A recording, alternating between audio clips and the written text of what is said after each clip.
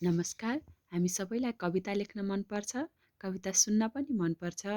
तर कविको कविता कस्तो हुनुपर्छ, कविता हुनका लागि के हुनुपर्छ भन्ने कुरा मैले मास्टर्समा पढेको कुराहरूलाई हजुरहरूलाई थोरै देखाउन गइरहेको छु। यहाँ कविताको परिचय दिएको छ। अनि कविता हुनका लागि के हुनुपर्ने रहेछ त भनेर यहाँ पूर्वीय तथा पाश्चात्य विद्वानहरूले लेख्नुभएका यहाँ परिभाषाहरू छन्। जस्तै यहाँ अग्निपुराणमा भनिएको छ, संक्षेपमा भावाव्यक्ति गरिने अलङ्कार र गुणले युक्त एवं दोषमुक्त पदावली काव्य हो भनिएको छ।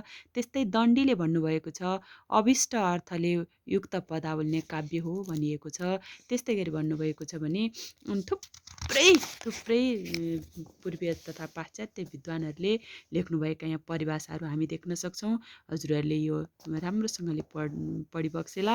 त्यसपछि त्यसै आधारमा पनि ओहो हामीले कस्तो कविता खास के रहेछ त, कविताको हुनका लागि के हुनुपर्ने रहेछ भन्ने कुरा हजुरहरूले बुझ्न सक्नुहुनेछ। जस्तै अरस्तुले भनेका छन्, भाषाका माध्यमले अनुकरण गरिने कलाको आदर्श रूप नै कविता हो भनेर भन्नुभएको छ भने शिक्षा तथा मनोरञ्जन प्रदान गर्ने अनुकलात्मक कला नै कविता हो भनेर सिडनीले भन्नुभएको छ।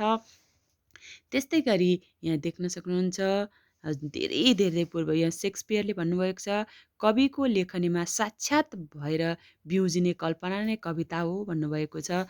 यसै गरी थुप्रै थुप्रै थुप्रै विद्वानहरूको हामी यहाँ परिभाषाहरू देख्न सक्दछौँ।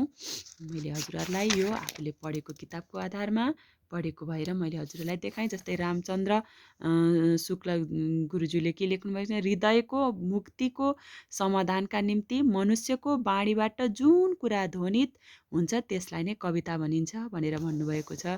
त्यस्तै गरी यहाँ पारसमणि प्रधानले कवि कविता होस्, कविता कवि होस्, कविता तब पो हुन्छ शब्द थुपारिकन के हुन्छ, भाव भए पो हुन्छ भनेर भन्नुभएको छ। यो हामीले प्राय जति सबैले सुनेको पनि हो। कवि कविता होस्, कविता कवि होस्, तब पो कविता हुन्छ, शब्द थुपारिकन के हुन्छ, भाव भए पो हुन्छ। यो भनाइ कसको हो भनेर धेरैचोटि क्विजमा पनि आउने गरेको छ। यो पारसमणि प्रधानले हो। बालकृष्ण समले भावनाको बौद्धिक कोमलता नै कविता हो भन्नुभएको छ। त्यस्तै गरी माधव प्रसाद घिमिरेले शब्द र सङ्गति, अर्थ र अभिप्रायका तदाकार भएर जो अनौठो अनुभूति हुन्छ त्यही नै कविता हो भनेर भन्नुभएको छ।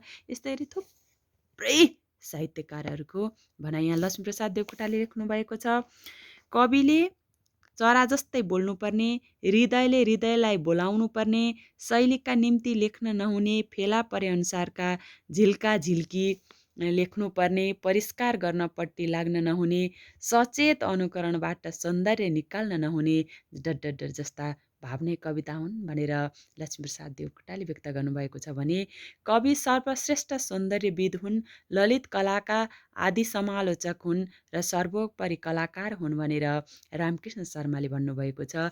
कवि र कविताका बारेमा यी दिएका परिभाषाहरूलाई मैले हजुरहरू समक्ष देखाएँ।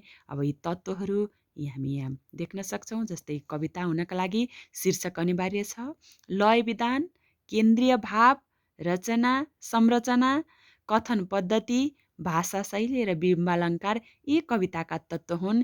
यी तत्त्व नभई कविता बन्दैन। हामीले यसमा अत्यन्त ख्याल गर्नुपर्ने पक्षहरू रहेका छन्। अब कविता लघुतम एकदमै सानो प्रकारका हुन्छन्, एकदमै लघु पनि हुन्छन्, मध्यम पनि हुन्छन्, बृहत पनि हुन्छन्। यी हामीले जानिरहनु पर्ने कुराहरू हुन्। कविता रचना गर्दा थाहा पाउनुपर्ने कुराहरू हुन्। लघुतम अत्यन्त एक श्लोक वा एक अनुच्छेदमै पूर्ण भएको हुन्छ। यो लघुतम, लघु भन्नाले मुक्तक कविताभन्दा अलि विस्तृत किसिमको हुन्छ। जस्तै फुटकर कवितालाई लघु भनिन्छ। त्यसरी कविताको मध्यम वा मझौला रूप खण्डकाव्यलाई खण्डकाव्य पनि कविता अन्तर्गत पर्दछ। त्यसरी बृहत रूप महाकाव्य, यी महाकवि यसरी हामी कविताको संरचना गर्न सक्छौँ। धन्यवाद। मैले हजुरहरूलाई आफूले पढेको किताबको जस्ताको जस्तै हजुरहरूलाई देखाएँ। धन्यवाद।